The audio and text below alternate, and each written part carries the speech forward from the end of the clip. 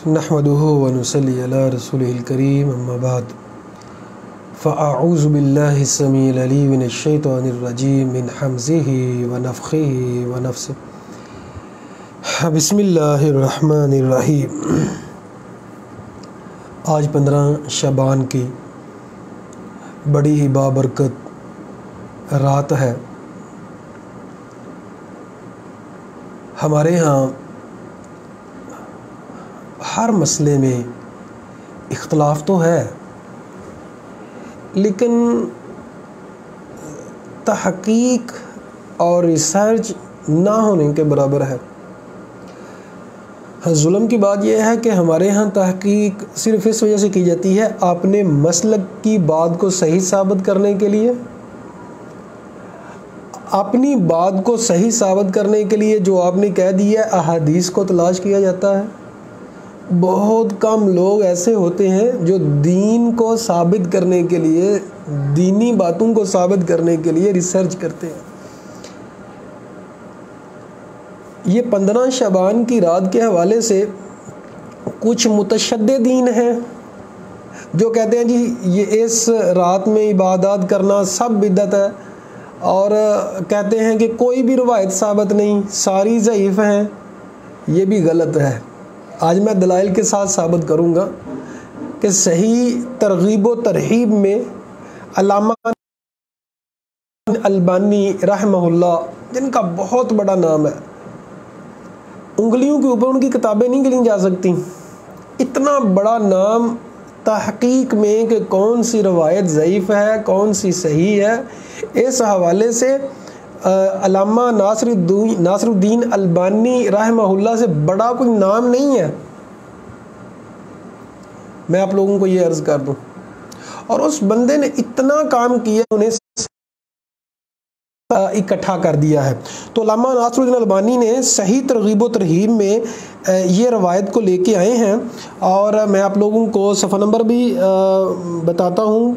597 सही तरग़ीब व तरहीब। अल्लामा नासिरुद्दीन अलबानी फरमाते हैं कि मुआज़ बिन जबल रज़ी अल्लाह तआला अन्हु फरमाते हैं कि नबी सल्लल्लाहु अलैहि वसल्लम ने फरमाया यत्तलिउ इला जमीइ खल्क़िही लैलतन निस्फ़, कि अल्लाह ताला होता है, बुग़्ज़ होता है, उसको माफ़ नहीं किया जाता।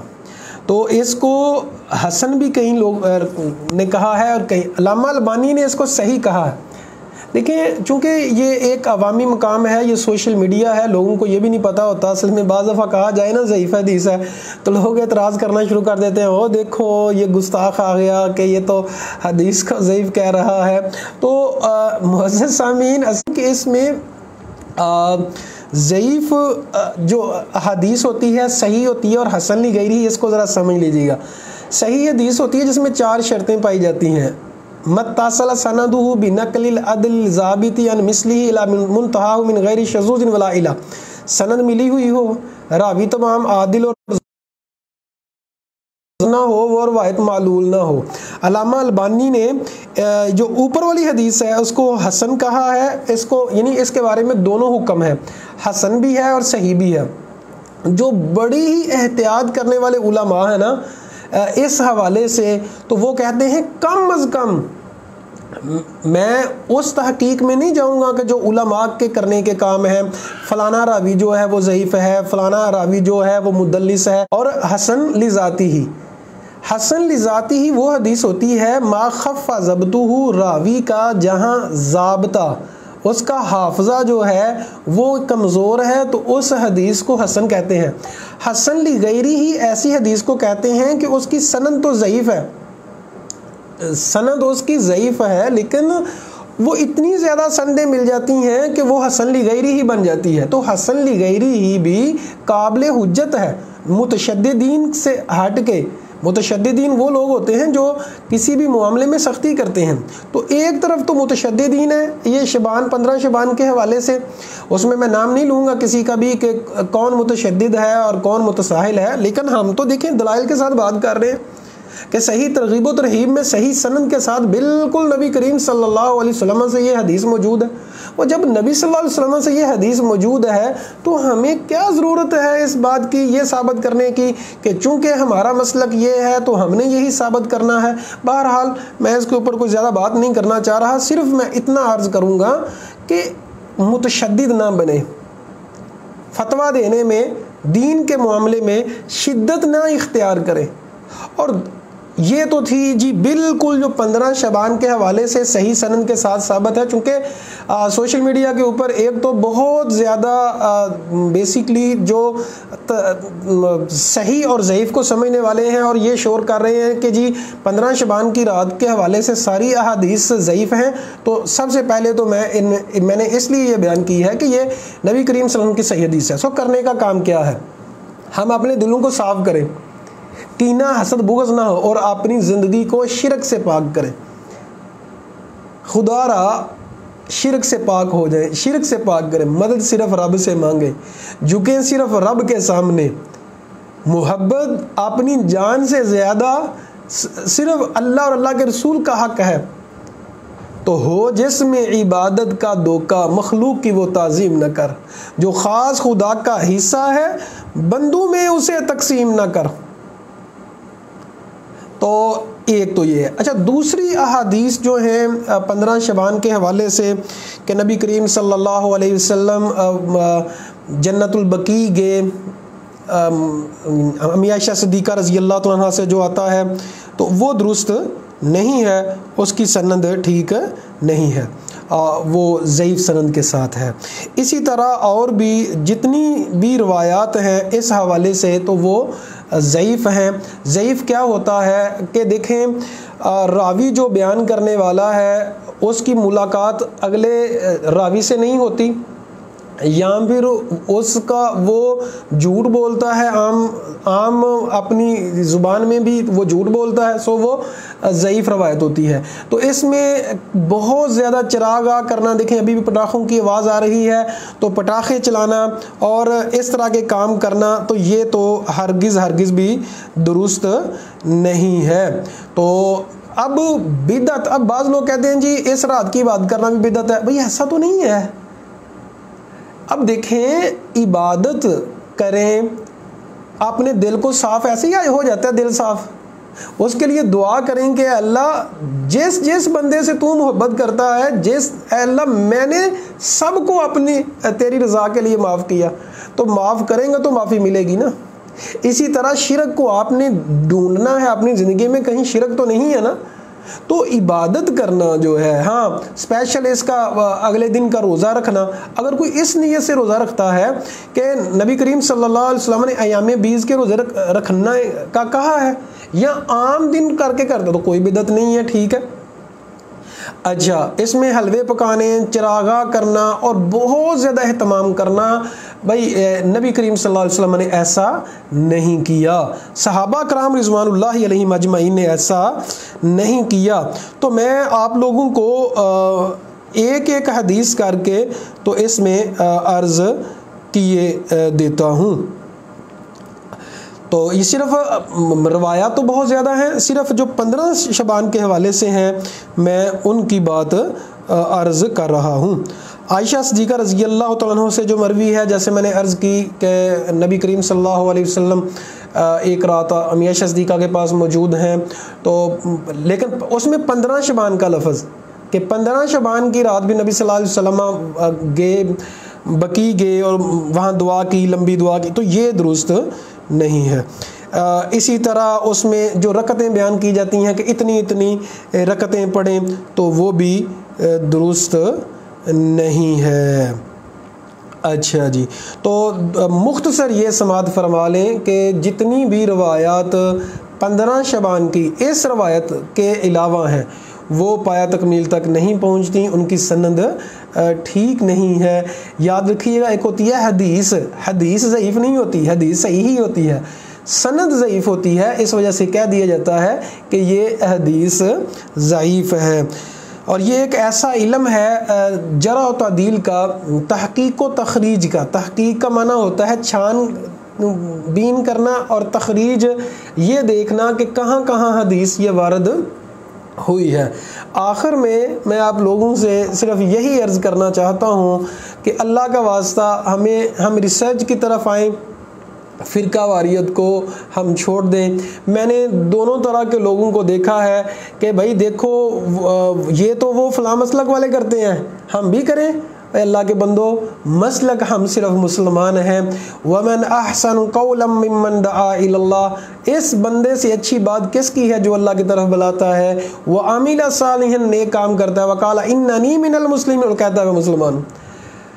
اور بعض دفعہ یقین کیجئے گا ہماری قوم کی جہالت کی وجہ سے بعض دفعہ ڈر لگتا ہے کہ کوئی اگر ریسرچ کی بات کی جاتی ہے، کوئی تحقیق کی بات کی جاتی ہے تو لوگ پھر آپ کے اوپر پتہ نہیں کیا کیا کمنٹس پاس کرتے ہیں اور کیا کیا وہ باتیں کرتے ہیں، لیکن دین کی بات جب کرنی ہوتی ہے تو کشتیاں جلانی پڑتی ہیں اور پھر جا کے آپ دین کی بات کر سکتے ہیں۔ اور میں آپ لوگوں کو یہ عرض کر دوں کہ کہتا ہوں وہی بات، سمجھتا ہوں جسے حق، میں کسی کی مخالفت نہیں کر رہا، مجھے صرف آج تکلیف یہ ہے، ٹینشن یہ ہے کہ آپ 15 شعبان کے بارے میں جب صحیح حدیث موجود ہے تو پھر اس کے، اور یہ بھی تکلیف ہے کہ پٹاخے چلائے جا رہے ہیں اور چراغاں کیا جا رہا ہے، تو دونوں طرف غلطی موجود ہے۔ جو ہم نے اپنی طرف سے باتیں ایجاد کر دی ہیں، ہم اپنی طرف سے جو اتنی زیادہ چیزیں ہیں جو شریعت میں ہیں ہی نہیں، وہ بھی دین نہیں ہے، اور دین کے معاملے میں جو کم از کم ثابت ہے وہ تو سمجھے نا۔ اور ایک اور عرض کرنا چاہتا ہوں کہ جب کوئی اپنی تحقیق پیش کرتا ہے، مثال کو میں کرتا ہوں یا کوئی یہ تحقیق پیش کرتا ہے جی کوئی بھی حدیث صحیح نہیں ہے، تو بھائی اس کی عزت کرنا بنتی ہے، اس کا احترام کرنا چاہیے۔ ایک بندہ تحقیق کر رہا ہے تو صرف اپنی بات کو ٹھیک سمجھنا اور دوسروں کی بات کو غلط سمجھنا یہ بھی کسی جہالت سے کم نہیں ہے۔ آج میں ایک کالم پڑھ رہا تھا، کینیڈا کے پروفیسر ہیں، ہمارے پاکستانی ہیں، بہت اچھے لکھاری ہیں، اللہ تعالیٰ ان کو جزائے خیر عطا فرمائے، بہت عمدہ لکھا انہوں نے۔ وہ فرماتے ہیں کہ اگر آپ کے استاد نے مطلب کسی بھی بندے کو اگر جج کرنا ہے نا، یہ بندہ کس لیول کا ہے، اس کے شاگردوں کو دیکھو کہ اس کے شاگردوں میں اگر تو برداشت کا مادہ ہے تو سمجھو وہ اسکالر کمال کا ہے۔ آپ دیکھیں صحابہ کرام رضوان اللہ علیہم اجمعین، نبی کریم صلی اللہ علیہ وسلم کے شاگرد، برداشت کا مادہ کتنا ہے، اختلافات ہیں ہزاروں، لیکن پھر بھی آپس میں محبت کرنے والے، جان قربان کرنے والے۔ چھوٹی سی مثال دیتا ہوں، جنگ جمل جب ہوئی، امی عائشہ صدیقہ رضی اللہ تعالیٰ عنہ اور علی المرتضیٰ رضی اللہ تعالیٰ عنہ میں دونوں ہستیاں اسلام کی کمال ہستیاں ہیں، اللہ اکبر کبیرہ۔ تو جب جنگ بہت زیادہ ہوئی، جب شہادتیں بہت زیادہ ہو گئیں، علی رضی اللہ، اور یہ جنگ جب تھم گئی، علی رضی اللہ تعالیٰ عنہ اور امی عائشہ صدیقہ رضی اللہ تعالیٰ عنہ کی ملاقات ہوئی اور دونوں رو رہے ہیں، نہ علی رضی اللہ تعالیٰ کوئی بات کر رہے ہیں اور نہ امی عائشہ صدیقہ رضی اللہ تعالیٰ کوئی بات کر رہی ہیں، روتے جا رہے ہیں، روتے جا رہے ہیں، روتے جا رہے ہیں، دونوں ایک دوسرے سے معافیاں مانگ رہے ہیں۔ اللہ اکبر، کتنا بڑا اختلاف ہے، لیکن ایک دوسرے کی عزت، ایک دوسرے کا احترام اتنا زیادہ۔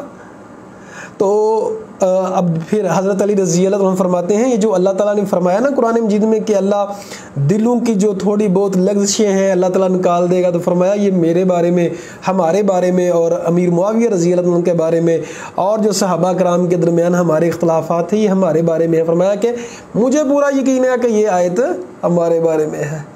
تو نبی کریم صلی اللہ علیہ وسلم نے جو صحابہ کی فوج تیار کی وہ برداشت کرنے والے تھے۔ آج ہم دیکھیں کہ لوگ مدرسوں سے فارغ ہوتے ہیں یا پھر جمعہ سنتے ہیں، آپ کا تقریر سنتے ہیں آپ کی، تو کیا آپ متشدد بنا رہے ہیں ان کو؟ کیا آپ اپنی مخالفت میں بات سننے کی ان کے پاس اتنی طاقت ہے؟ کیا ان کے پاس اتنا مطلب بات سن سکتے ہیں، تنقید سن سکتے ہیں؟ برداشت کا مادہ ہے تو سمجھیں کہ آپ اچھے اسکالر ہیں۔ لیکن اگر آپ کے شاگرد اور آپ کے فالورز بات ہی نہیں سنتے کسی کی، برداشت ہی نہیں ہے، مشرک مشرک، بدتی بدتی، منکر منکر، اور پتہ نہیں کیا کچھ کہتے ہیں، تو سمجھ لیں کہ آپ کے اندر فالٹ ہے، کیونکہ آپ جو لوگ تیار کر رہے ہیں، آپ کیسے لوگ تیار کر رہے ہیں؟ آج ہمیں یہ دیکھنا چاہیے، کہ میں اپنے اسٹوڈنٹس کو کی کیا تبلیغ کر رہا ہوں یا کر رہی ہوں، میں کیا کر رہا ہوں۔ اگر آپ ٹیچر ہیں، میلز ہیں، فیمیلز ہیں، اللہ اکبر، اللہ کا واسطہ دلائل کے ساتھ پرکھیں باتوں کو۔ اگر آپ چاہتے ہیں حق کا راستہ پانا، نبی کریم صلی اللہ علیہ وسلم نے فرمایا کہ قیامت کے قریب انسان جو ہے دین کے اوپر عمل کرنا اتنا مشکل ہوگا جس طرح ہاتھ کے اوپر کوئلہ رکھنا۔ تو اصل دین کے اوپر، اور نبی کریم صلی اللہ علیہ وسلم نے فرمایا کتاب اللہ اور سنت رسول کو پکڑو۔ تو دوبارہ موضوع کا خلاصہ جو ہے وہ یہ ہے کہ نبی کریم صلی اللہ علیہ وسلم کی صحیح سند کے ساتھ روایت ایک موجود ہے، علامہ البانی نے، ناصر الدین البانی نے رحمہ اللہ نے اس کو صحیح کہا ہے، اور بعض علماء جو ہیں وہ اس حدیث کو حسن کہتے ہیں۔ ذاتی عبادت یہ نہیں ہے کہ اجتماعی عبادت کی جائے، جماعتیں کروائی جائیں، محفلیں کروائی جائیں، نہیں، ایسا نہیں ہے درست۔ ذاتی طور پہ عبادت کریں، اپنے دل کو پاک کریں، اپنے دل کو صاف کریں۔ بیسیکلی یہ ٹریننگ بھی ہے کہ 15 دن کے بعد، 14 دن کے بعد رمضان قریب آ رہا ہے تو آپ پورا فائدہ اٹھا سکیں۔ اپنے دل کو اجلا کر لو، اپنے دل کو پاک کر لو، اللہ کے لیے سب کو معاف کر دو، سب سے معافی مانگ لو، سوشل میڈیا کی حد تک نہیں، صرف سوشل میڈیا کی حد تک آپ نے معافی مانگ لی، نہیں، ایسا نہیں ہے۔ حقیقی طور پہ رب کریم سے خود بھی معافی مانگیں، لوگوں سے بھی معافی مانگیں، اور شرک کو چھوڑ دیں۔ ہمارے ہاں یہ بڑے مسئلے ہیں، نبی کریم صلی اللہ علیہ وسلم سے مدد مانگی جاتی ہے، صحابہ کرام سے مدد مانگی جاتی ہے، اولیاء کرام سے مدد مانگی جاتی ہے۔ تو معزز سامعین، خواتین و حضرات، یہ شرک ہی تو ہے، اور کیا ہے؟ تو شرک کو ہم نے چھوڑنا ہے۔ فضول رسم و رواج جو ہیں ان سے ہمیں چھٹکارا پانا ہے، اور ریسرچ کی طرف آئیں، تحقیق کی طرف آئیں، ہم مسلمان بن جائیں۔ فرقہ کرنے والے پہلے ہی بڑے لوگ ہیں، فرقے کی بات کرنے والے پہلے ہی لوگ بڑے ہیں۔ ہم سارے مسلکوں والے ایک دوسرے سے محبت کریں۔ کیوں کہ اس نے دیکھیں سنت کے داڑھی رکھی ہوئی ہے، کیوں؟ نبی صلی اللہ علیہ وسلم کی محبت میں۔ اس نے دیکھیں کیا نماز پڑھ رہا ہے، اللہ کا نام لے رہا ہے، اللہ اکبر کبیرہ۔